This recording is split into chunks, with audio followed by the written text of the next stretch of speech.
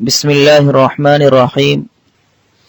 صرف 5 منٹ کا مدرسہ قرآن و حدیث کی روشنی میں 197واں دن 17 رجب المرجب۔ نمبر 1، اسلامی تاریخ۔ حضرت ابو عبیدہ بن جراح رضی اللہ تعالی عنہ۔ حضرت ابو عبیدہ بن جراح رضی اللہ عنہ کا اصل نام عامر بن عبداللہ ہے۔ وہ بھی ان مبارک ہستیوں میں ہیں جنہیں رسول اللہ صلی اللہ علیہ وسلم نے دنیا ہی میں جنت کی خوشخبری دے دی تھی۔ غزوہ احد کے دن جب رسول اللہ صلی اللہ علیہ وسلم کے چہرے مبارک میں خود یعنی لوہے کی ٹوپی کی 2 کڑیاں داخل ہو گئی تھی تو اسے ابو عبیدہ رضی اللہ عنہ نے اپنے دانتوں سے پکڑ کر کھینچا تھا، جس کی وجہ سے ان کے سامنے کے 2 دانت ٹوٹ گئے تھے۔ رسول اللہ صلی اللہ علیہ وسلم نے ان کے بارے میں فرمایا، ہر امت کے لیے ایک امین یعنی امانت دار ہوتا ہے، اور میری امت کے امین ابو عبیدہ بن جراح ہیں۔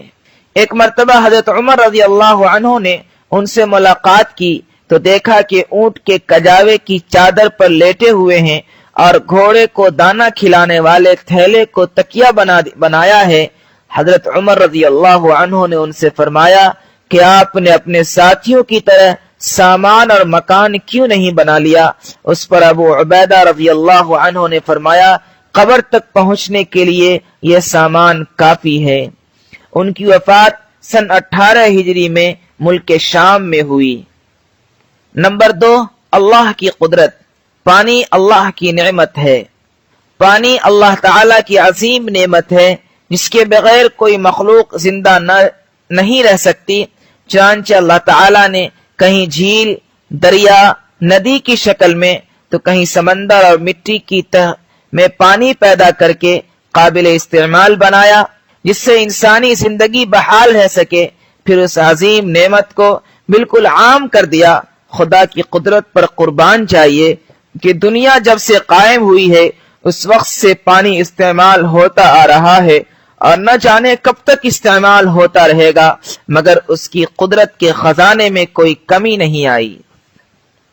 نمبر 3، ایک فرض کے بارے میں، دینی علم حاصل کرنا۔ رسول اللہ صلی اللہ علیہ وسلم نے فرمایا، دینی علم حاصل کرنا ہر مسلمان پر فرض ہے۔ نمبر 4، ایک سنت کے بارے میں، رخصت کے وقت مصافحہ کرنا۔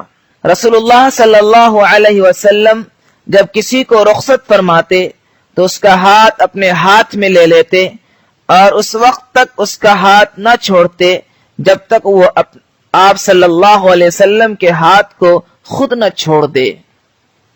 نمبر 5، ایک اہم عمل کی فضیلت، بیوہ اور مسکین کی مدد کرنے پر ثواب۔ رسول اللہ صلی اللہ علیہ وسلم نے فرمایا، بیوہ اور مسکینوں کی ضرورت پوری کرنے والا اللہ کے راستے کے مجاہد کی طرح یا تو دن میں روزہ رکھنے والے اور رات بھر نماز پڑھنے والے کی طرح ہے۔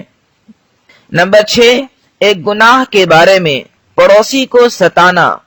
رسول اللہ صلی اللہ علیہ وسلم نے فرمایا، وہ آدمی جنت میں داخل نہ ہوگا جس کے ظلم و ستم سے اس کے پڑوسی محفوظ نہ ہو، کیونکہ پڑوسی کو ستانا حرام ہے۔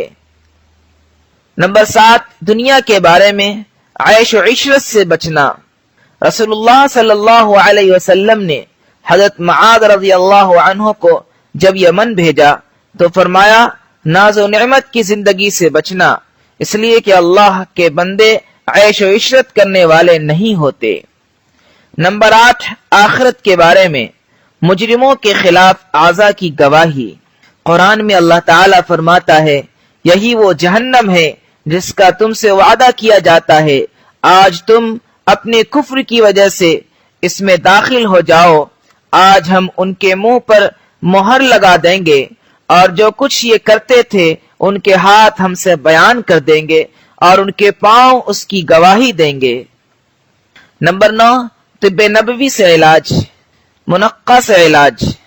حضرت ابو ہند داری رضی اللہ عنہ کہتے ہیں کہ رسول اللہ صلی اللہ علیہ وسلم کی خدمت میں منقہ کا تحفہ ایک بند تھال میں پیش کیا گیا۔ آپ صلی اللہ علیہ وسلم نے اسے کھول کر ارشاد فرمایا بسم اللہ کہہ کر کھاؤ۔ منقع بہترین کھانا ہے جو پٹھوں کو مضبوط کرتا ہے، پرانے درد کو ختم کرتا ہے اور غصہ کو ٹھنڈا کرتا ہے اور منہ کی بدبو کو زائل کرتا ہے، بلغم کو نکالتا ہے اور رنگ کو نکھارتا ہے۔ نمبر 10، قرآن کی نصیحت۔ قرآن میں اللہ تعالیٰ فرماتا ہے جب تم لوگوں کے درمیان فیصلہ کرنے لگو تو عدل و انصاف کے ساتھ فیصلہ کیا کرو، بے شک اللہ تعالیٰ جس بات کی تم کو نصیحت کرتا ہے یقین جانو بہت ہی اچھی ہے۔